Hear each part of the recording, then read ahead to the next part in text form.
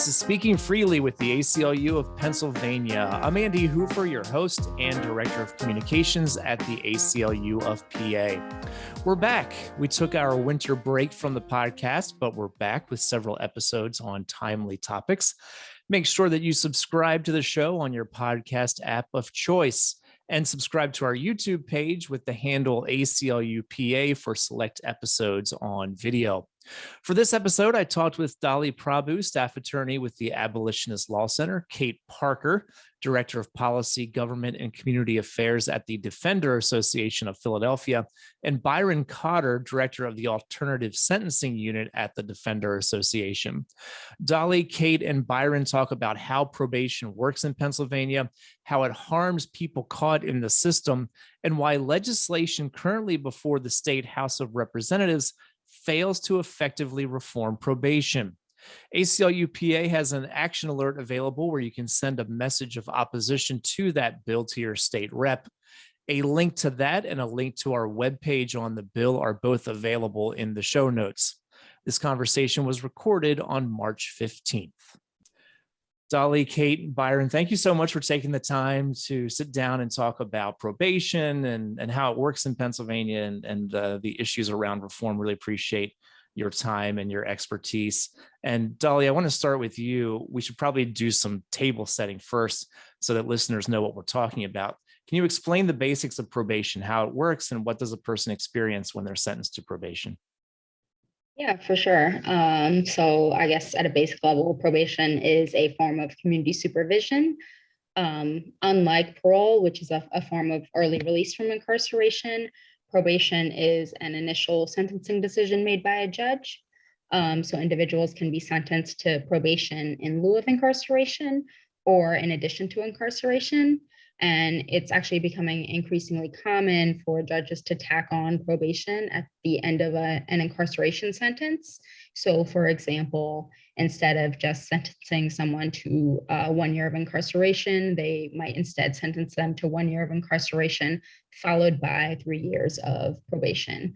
And that kind of instinct to tack on probation at the end of incarceration sentences is part of why the probation population has grown so much. And then, of course, when you're on probation, there's a lot of rules you have to follow. You have to report to a probation officer. You have to adhere to certain conditions of probation. And those conditions can actually vary quite a bit because judges can add pretty much anything as a condition of probation. So some common conditions are passing random drug tests, staying in contact with the probation officer, which might require you to have a phone.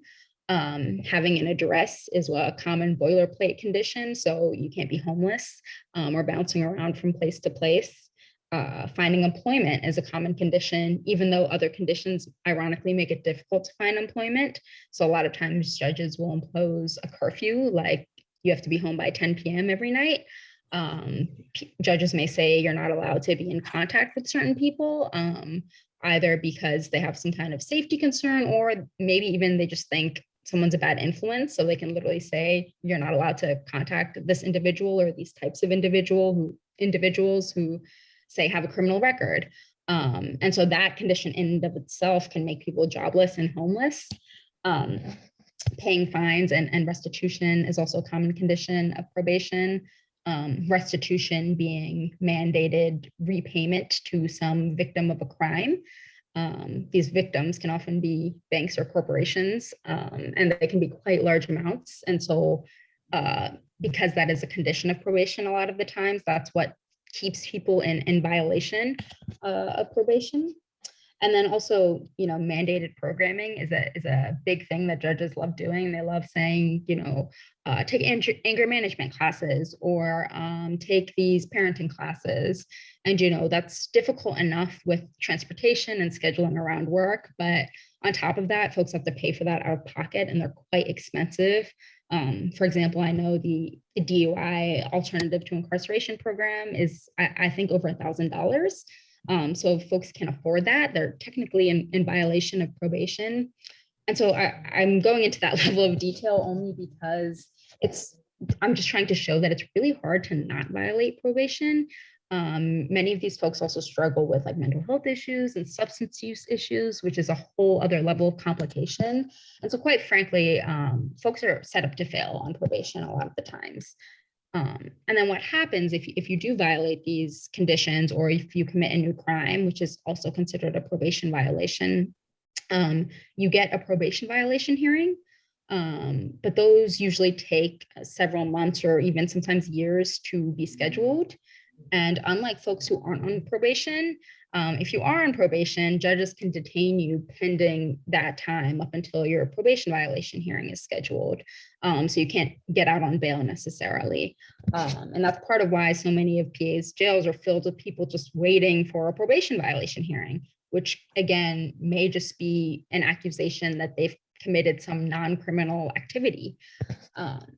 And then, moving past that, when you actually do get your probation violation hearing, if a judge then finds that you've violated a condition of your probation, they have the discretion to resentence you up to the maximum of what they could have for the underlying crime. And usually that maximum means some period of incarceration. They also can sentence you to another period of probation. And so that happens a lot. And that's part of this cycle of people constantly violating their probation and having a new sentence of probation imposed over and over and over. And they stay on probation for years or decades because of that. And so that's how people get trapped in that cycle. And kind of the takeaway is that a lot of times folks who are on probation end up spending more jail time overall than they would have had they just been sentenced to a period of incarceration to start. So that's kind of just like a broad level overview of kind of some of the things that people on probation experience. Well, thanks for that, because that really sets up what we're talking about here when it comes to reform. And Byron, I want to pivot over to you, because on its face, probation, as Dolly said, might sound like a reasonable alternative to incarceration, but in practice, it's really not that simple. From your view, what are the flaws with probation in Pennsylvania, and why does it need to be reformed? Well, let me just say that my expertise is in the county of Philadelphia. So I think Dolly can expand upon the whole state. But one thing that Dolly said was a sentence, and there has to be a min and max sentence. So she talked about a 1-year incarceration sentence. So that sentence would be 1 to 2 years normally. A state sentence, then followed by, as she said, 3 or 4 years probation. So the way we look at it at the Defender Association is the supervision period. Now, the parole officer and the probation officer are the same person. So if a client was sentenced to 1 to 2 years, the first year he'd be incarcerated. The second year he'd be under parole for a year. So we consider that 1 year of supervision. And then he would be under let's say 3 years probation consecutive to that state sentence. And so that would make it 4 years supervision. What we do in Philadelphia is to limit that period of supervision, because it's at some point the supervision becomes onerous to the client. It's an impediment to that client succeeding and not recidivating. And that's what we're all trying to achieve. To lower the recidivism rate makes the city of Philadelphia and the state of Pennsylvania much, much safer. And a lot of the things that Dolly talked about is things we try to accomplish by filing terminations of probation. If a client's doing extremely well, and we have an agreement with the district attorney in Philadelphia for 18 months of supervision, so that we would take that 1 year of parole that he was out, and then instead of the 3 years probation, after 6 months, we would file a petition to terminate the remaining probation if the client's doing well and in compliance with that parole/probation officer. So I do believe that probation can be a useful alternative, especially to incarceration. If instead of incarcerating a person, which I feel in most cases does not reduce recidivism, it only increases it. So we could place the client on probation, but for a time that the client will be able to use that probationary period, and the probation officer and the courts, and we also work with the clients during that probationary period, it will help the client become successful. that there will be a needs analysis made of the client, and those needs will be provided, so that after a term of 18 months supervision, we would then ask that the client be terminated. That is enough for he should go forward and become a successful citizen in the city. As Dolly said, if you get out, some judges will sentence 1 to 2 years and 10 years probation. Well, then the client, he looks at that sentence as there's no light at the end of the tunnel. How is he ever going to make?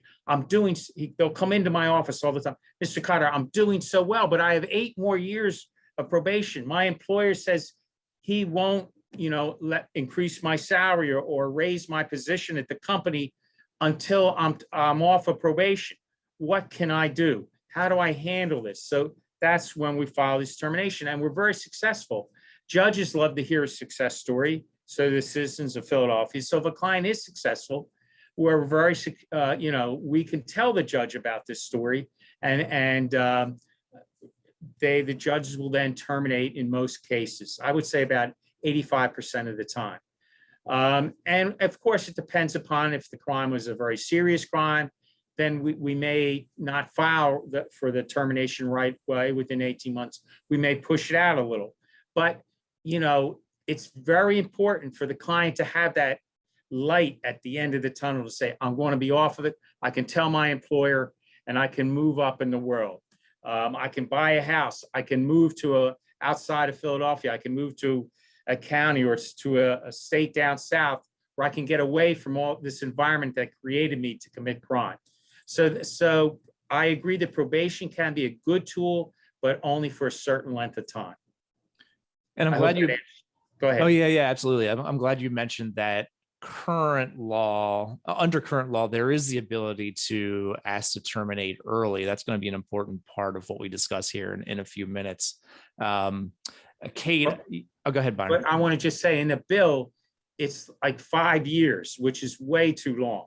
Yeah. We do it in a much shorter period here, and we've been very successful. And the recidivism rate of the people we get terminated is extremely, extremely low. Most people in Philadelphia do well in probation. Only about 6% of our clients are having problems, and it's usually the clients that have what they call a high risk score that the probation office department uses to evaluate a client. We call it the black box. The University of Pennsylvania created this algorithm to try to figure out what clients were higher risk than others. Unfortunately, instead of supplying the needs that those clients need to make them successful, it puts onerous conditions on them. Report, once a week. You come and visit at their homes. If this client's employed, every time the employer says, well, we got to work today, John. And John says, well, I got to report to my probation officer. You know what's going to happen to that client? John's going to be fired because they don't want to deal with it. So, again, you have to look at probation as a tool to help the client to keep them out of trouble and create a successful end to this client's story. So and the other thing, I'm sorry. That's okay. Go ahead. I'm on a roll. Dolly talked about how long a client stays.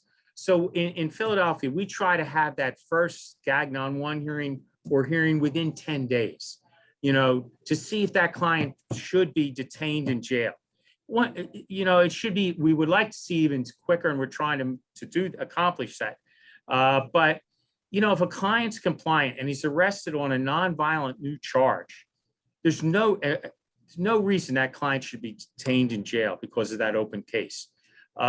He should be allowed to remain on the street, continue to report to his probation officer until that case is resolved. And in many instances, that case will be thrown out. And there was no reason for that client to ever be detained at all. So we try to address the Gagnon 1 hearing within 10 days and continually to review that case. If the judge holds them, we will continue to file. If things change with a new case or client's conditions, we will file petitions to lift those detainers. So we're constantly reviewing any client that's in jail on a detainer. And just to be clear, so that folks understand what we're talking about, you're talking about the hearing that occurs when a person has been accused of a violation of their probation. Correct, correct. Because in some counties they sit there for months and months. As Dolly said, and that's absolutely true. And we've been successful in Philadelphia to move these hearings along very quickly. So for the clients that have been complying on probation and doing well, except for this hiccup maybe of a new arrest, then we immediately try to get him out, and that the violation hearing or the Gagnon 2 hearing will be after the case has been resolved. And as Dolly said, that case could take a year before it's resolved, and this guy could be sitting in jail for no reason at all. Right. And then he loses his job, his apartment, his family, everything. He loses everything.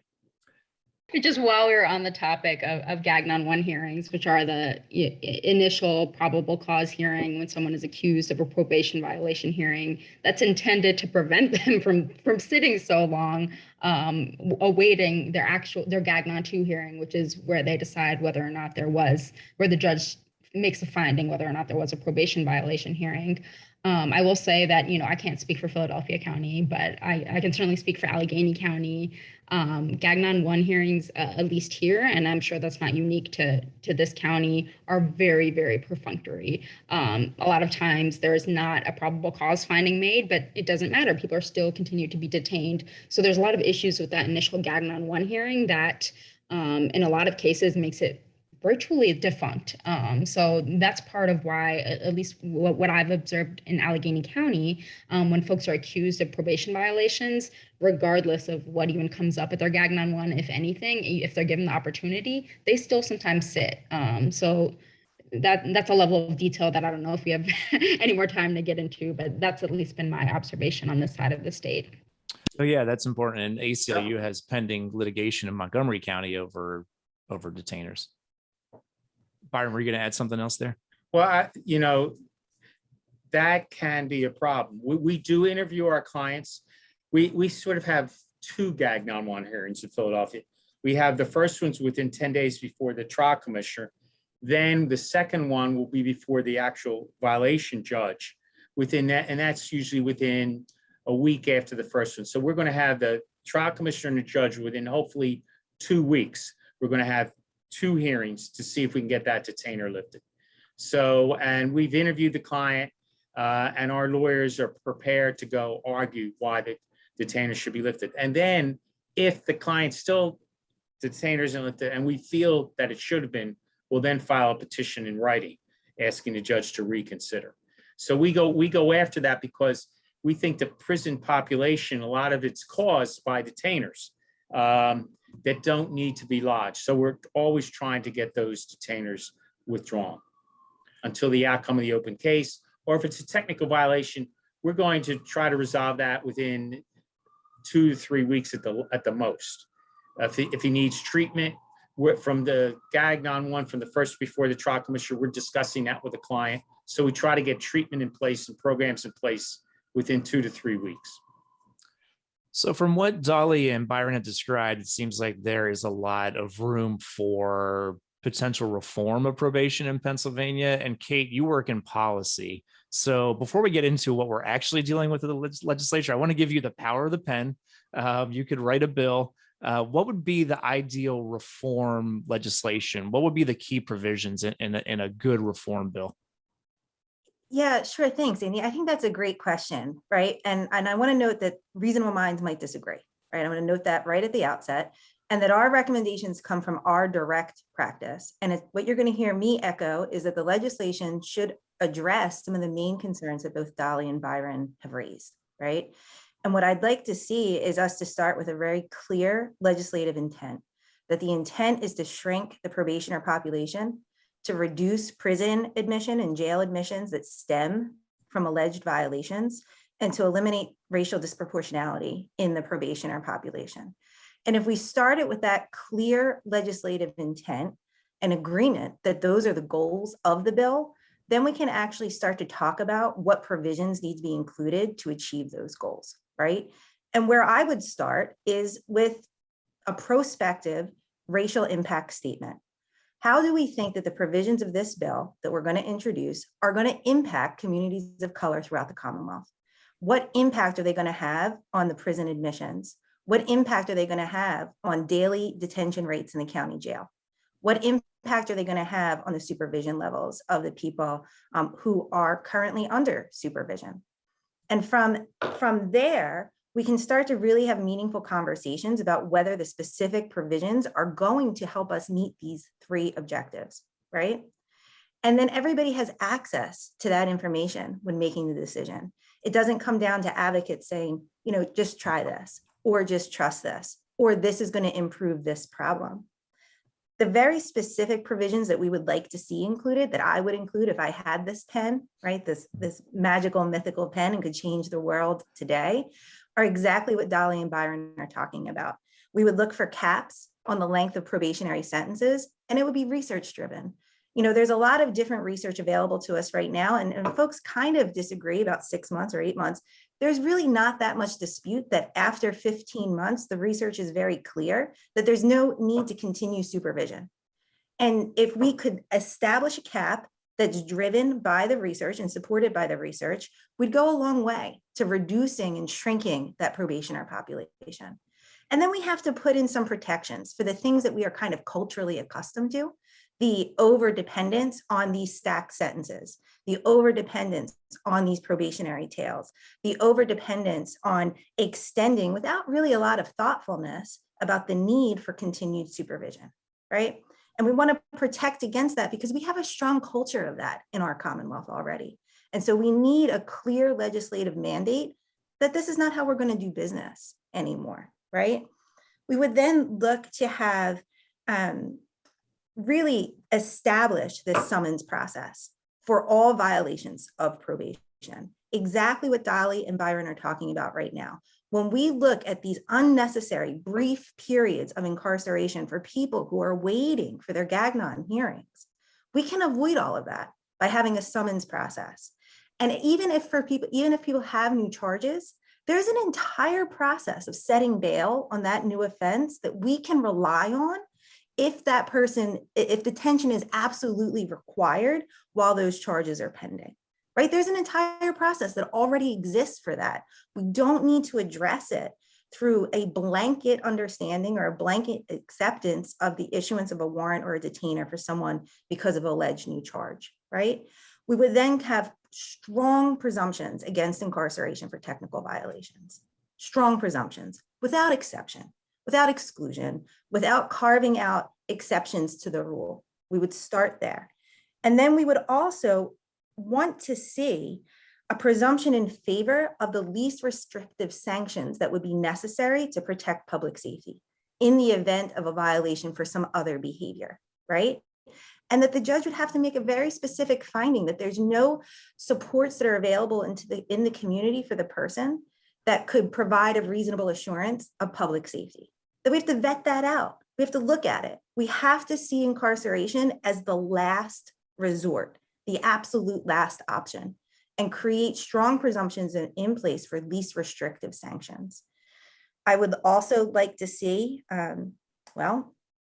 a mandatory data collection and reporting process, that every county report who is being violated, how many people are being violated, the types of violations, the sanctions that are imposed, the revocations and the incarcerations, the admissions into the county jail and into the state prison. And we need to disaggregate that according to race, gender, and ethnicity. And if we see disproportionality above a value, right, say 8%, say 10%, between how communities of color and their white counterparts are treated in this system, then we need to have a mandatory remedial response in place where the probation office and the courts work together with the communities that they serve to create alternatives to custodial sentences. That's where I would start, right?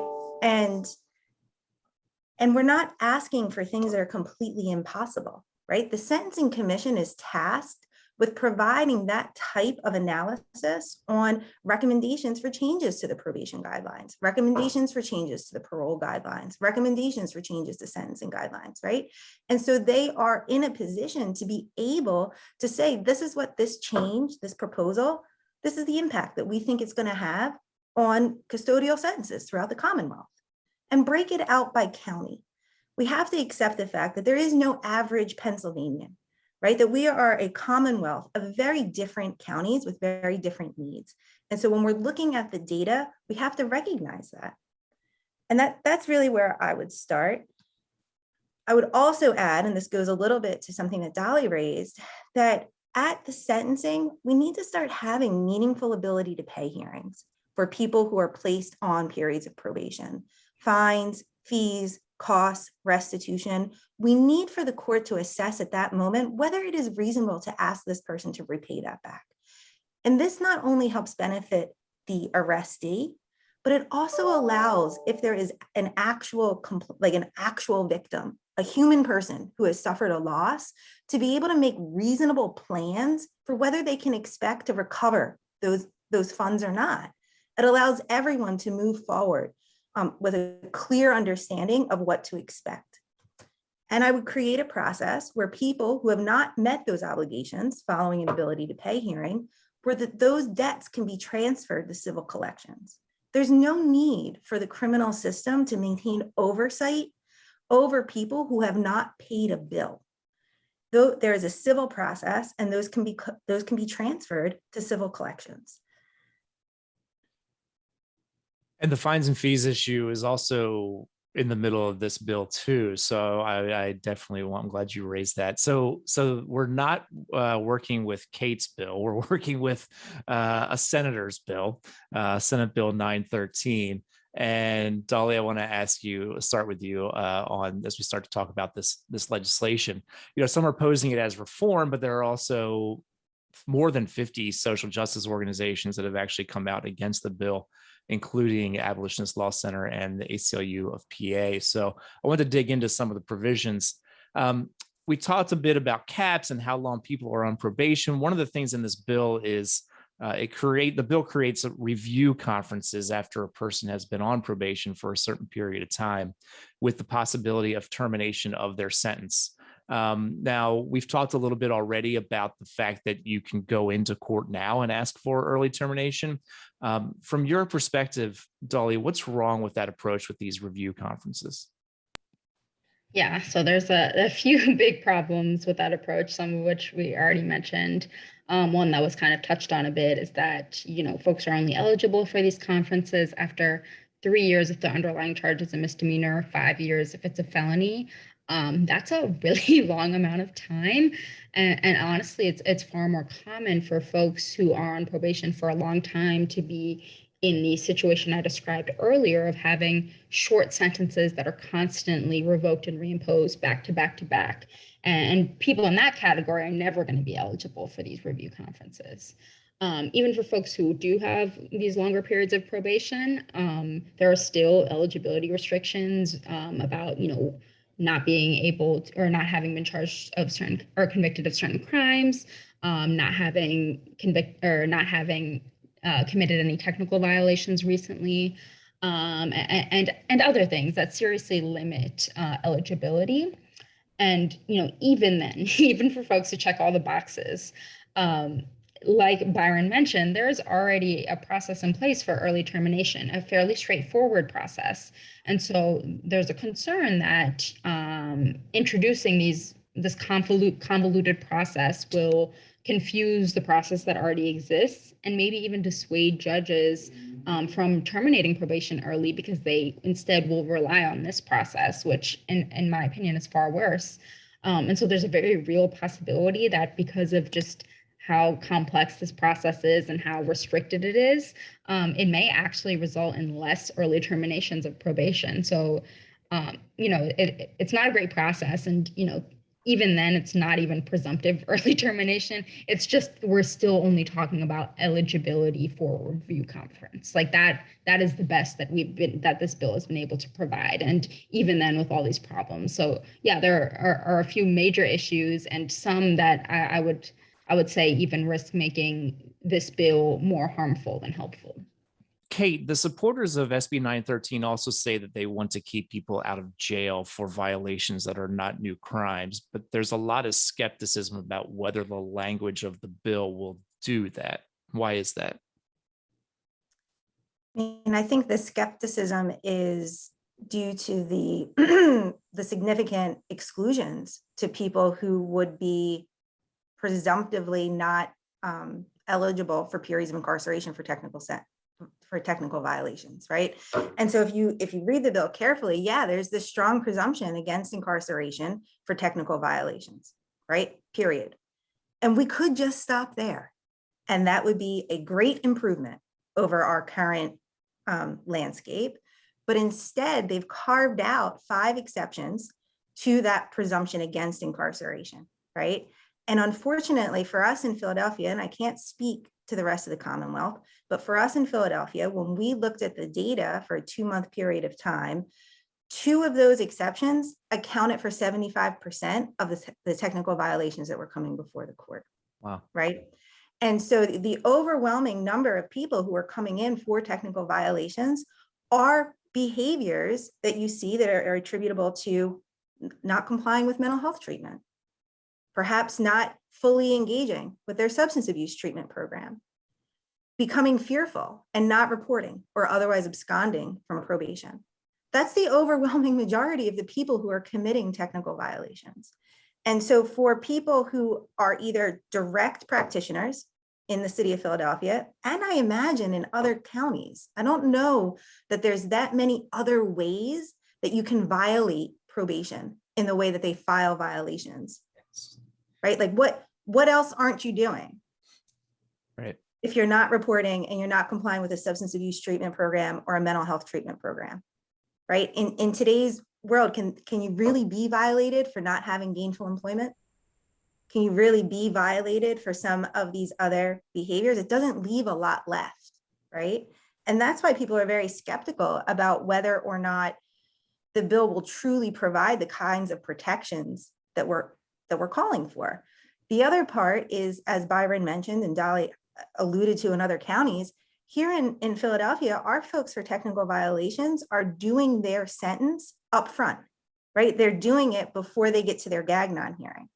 And so what we really need, if we really want to protect against technical violations resulting in periods of incarceration, we look at that process.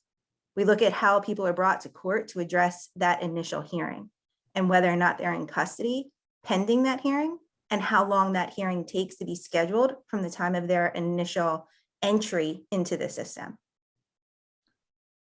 We've talked a bit about fines and costs and restitution issues. Byron, can you explain how outstanding debts currently impact the person's probation status? And what do you think about the impact of the bill's provision of administrative probation for people who owe restitution?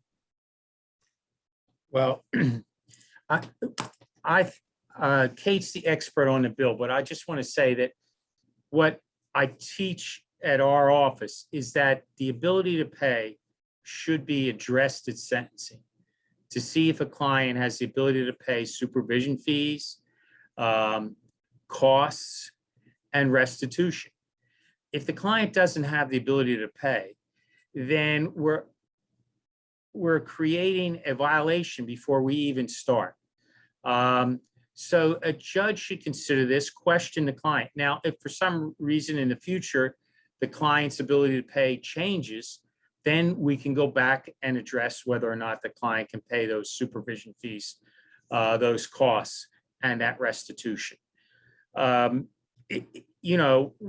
in Philadelphia, no one's going to be incarcerated if they don't have the ability to pay these costs. But the probation could be continued forever, which again then hurts them getting the ability to pay because they can't get employment while they're on probation. They can't move up if they have a job, move up in their employment. So it really creates a quagmire for the client if he doesn't have the ability to pay.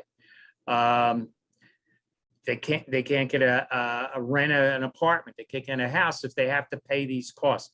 And when they go in to see their probation officer is always saying, you have to pay these costs. You have to pay these supervision fees, which creates another reason why the client then will abscond because he's fearful that he's going to get locked up because he doesn't have the ability to pay these costs and fines and restitution.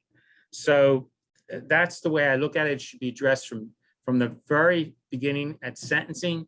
Right now, we're trying to get judges to do that, but it's been a fight. And I think that should be part of the legislation, that it should be mandatory that judges address this before they issue these fines and costs and supervision fees. And this massive amount of restitution that Dolly said that the client will never pay. Now, what happens in Philadelphia, that they may end the probation, he's been compliant, but he has, thousands and thousands of dollars because he didn't pay his supervision fees, his fines and costs, and that becomes a lien. So when he goes to get a car, to go to work, to buy a house for his family, they show up and he can't do that. So many, again, clients will come in and say, is there any way, Mr. Cotter, that we can address these old fines and costs that may have been years later, that he hasn't been arrested for 5-10 years, but these are still creating these liens against him, and he has to get them off so that he can move up with his life, move forward, buy a home, get a car, so that we then will go back to the judge and try to explain and ask them to what we call remit those fines and costs. But it's a challenge. And like I say, I would like to see the legislation address that at sentencing. Dolly, your thoughts on that? You have any? Yeah. So I guess in terms of SB 13's the way it's addressing this issue, which is quite poorly, is by creating a whole new form of probation for people who only owe restitution. That's their only violation. And I will say, I do very often observe that there are a lot of people who are on probation only for that reason, only because they owe a large amount of restitution. And folks say up front in court, I'll be paying this off for the rest of my life, and the judge will nod and agree. It's an open secret. And the way this bill addresses it is, again, by expanding probation, which is the opposite of what we're trying to achieve. First of all, it's completely unnecessary because judges are able to end probation even if folks owe restitution. Kate mentioned this earlier. They can still, there are still other ways to collect that amount that's owed without requiring that person to be on probation. So judges have that power, and that's really what we should be pushing for. And if anything, legislation could be requiring that, folks who only owe restitution should not be on probation. That's just keeping people in community supervision for being poor. That's what it boils down to. And, I think this really gets to the heart of a lot of the problems with criminal justice reform, is that a lot of times these well-meaning reforms end up doing more harm than good. Even probation was a reform, and now it's a primary driver of mass incarceration. So we should be trying to reduce the scale of community supervision, not growing it, and, creating another form of probation to address the problems of probation is just absolutely not the direction that we should be going. I want to be sure I'm understanding this correctly, because I think this is a really important issue. My understanding is that courts are supposed to consider a person's ability to pay, but from what you're saying, Byron, it sounds like that just doesn't happen. And Dolly, you're saying that people end up with fines and fees and restitution, and just their probation just ends up going on and on because of that. Do I have that? Did I summarize that well? That's correct. And what it causes a client to just give up many times. If the client owes $50,000 and he's barely making a living, he's trying to support his family, he lives paycheck to paycheck, he's never going to have the ability to pay that. And at some point, he's going to stop, coming back to see the judge. He's going to abscond. A warrant's going to go out. And then there goes everything. There goes his job, his housing, any benefits he may be receiving. So, it's a catch-22 for the client. That's why I'm saying the judge from day one has to address the ability to pay. I think, from my understanding as well, if judges want to violate folks for not paying restitution, I believe they're supposed to make a finding that they willfully did not pay. Yes. That's the law, but that is not what happens. And I mean, again, speaking for Allegheny County, I've sat in hundreds of GAG non-2 hearings. That determination does not get made at all. And even, in fact, even if it's established that the individual, through no fault of their own, did the best they can and tried to pay it off, it does not matter. Judges will still continue or revoke and reimpose a new period of probation. And so this gets to, I think, maybe a problem with judicial education and, the limits of, even if the law changes positively, probation relies heavily, or it gives judges a lot of discretion. So, a lot of the times judges don't follow the law, maybe because they don't know it or because, no one's really held them to it. And I know that, even public defenders who are in court a lot of times it's hard for them to advocate for their clients because they're in front of the same judges over and over. And so they're trying to get the best outcome for their clients, and in front of judges that, sometimes punish their clients for a public defender's advocacy. At least that is what I've observed. And so there's a real problem with judicial education around this issue. I don't think they realize it's illegal, and that it's definitely a very common practice. I'm not a lawyer. I come at this work from an activist and advocate perspective, but this provision around administrative probation for restitution is, from a layperson's perspective, is just one of the most mind-blowing parts of this bill. Like, I don't see, with all of the work that's been done to educate the public and legislators about the impact of the criminal legal system on people living in poverty, to put this provision in is just, I'm flabbergasted, to be perfectly frank with you. Andy, one of the things that might be important to highlight is something that Byron mentions earlier, right? The overwhelming number of people who are on probation are actually, against all odds, doing really well, right? And for those of us who worked with clients, it's very easy to only focus on the people who are coming back into the system for violations, because we don't always hear from everybody who is doing excellently and just sort of living their life under this constant watch of supervision. And from a resource stewardship perspective, it's like a really bad idea, right? We have a group of people who are super high needs. They need lots of support in order to be able to do all of the things that maybe they want to do to successfully reintegrate back into the community. And they don't have the resources to do that because we still have tens of thousands of people who the probation officers still have to check in with, who they still have to monitor, who they still have to schedule time for, who they still have to have phone calls and home visits for, who don't need any of that, who maybe never did. And we don't have a system in place to review that and to say, are we really using our resources efficiently? Or are we using them in a way that just sets people up to fail and sets people up who never needed this level of supervision in the first place to fail? Like people who weren't going to fail. We've now created opportunities for them to do it without providing the types of supports or investments into the folks who maybe need them. And I would just highlight that for the folks listening at home, because we focus so much on the people who are in quote unquote violation status, when the overwhelming majority of the people who are on probation as public defenders, we never see them again. Right. That may be the answer to my last question for you, Kate, but I'll ask it anyway. The Defender Association offers its expertise to legislators so they can make informed decisions. If there are any legislators or staff listening to this, what's the most important message for them to take away from this conversation?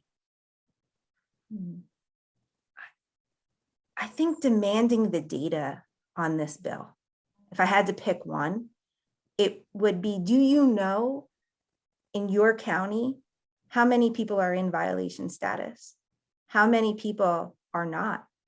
How many people will be impacted by this bill in the county that you represent? And how will this impact the costs to your local jail, the costs to the Department of Corrections? How will this impact the human costs to the communities that we serve? And I would just start with that. Demand the data because it's there and it's available. And if we haven't seen it and we haven't talked about it, why not? I think, having been on committees statewide, that the county commissioners, if they look at the costs of supervising a client on probation, when they don't need to be, when they're successful, and as Kate said, the large majority in Philadelphia are successful, why spend that money? It's not necessary. It doesn't help anyone, and it only hurts the probationer. Dolly, do you want to weigh in on this question too? If there was there's a state representative who's on the fence about this legislation, or a staffer who could influence them, anything particular they need to hear? I would have if you had asked me first, I would have said to focus on probation detainers and scaling those back and relying instead on bail determination hearings, as Kate mentioned earlier. Since, at least in Allegheny County, the probation detainers are the primary driver of pretrial incarceration. But honestly, what Kate mentioned is so important. I really just want to echo that. A lot of the changes that we would propose, maybe the three of us here, would become no-brainers, I think, if this data was publicly available. And probation departments do collect this data internally. They just don't share it. And in Allegheny County, I'll say, one statistic that comes up often is that our county is 13% Black, but our county jail is 66% Black. And if we looked at, most of the people in our jail are being held there for probation detainers. And so if we were able to look at, that breakdown of are there just a few judges who are responsible for this? Why are people even being detained? Why are detainers being lodged? Is there a difference between what people are detained for if they're white or Black or some other race? All those questions, I think if we had the answers to them, it would be very, very clear that, these reforms, even reforms that sound radical, are honestly long overdue. So I would absolutely echo that call to demand that, counties who are, probation at the county level is very, because each county has its own kind of fiefdom, it's very idiosyncratic. And so if counties did publicize that data, or were required to more specifically, I think that would help push a lot of this reform that we were asking for. Dolly, if people want to learn more about Abolitionist Law Center, where can they go for more information? Our website is abolitionistlawcenterorg. We're also on social media. We're on Facebook, and on Twitter and Instagram. I believe our handle is abolitionistlc. So yeah, they can follow us on any of those forms of media. And Kate and Byron, the Defenders on social media as well? Is that right? I feel like I've seen some things from you all from time to time. We have a Twitter handle. It's @PhillyDefenders. We also have a comprehensive website. If people are listening and they want information on how to terminate their probation early, we have a radio button where you can directly link right to Byron. If people are interested in expungement or record sealing, we also have a referral form for you to fill out, and it goes right to our expungement unit. So that we are hoping people will come to us when they want to come off probation, when they want to get their records sealed, and when they want to get their records expunged. And we're here to help with that as well. And that's phillydefenders.org.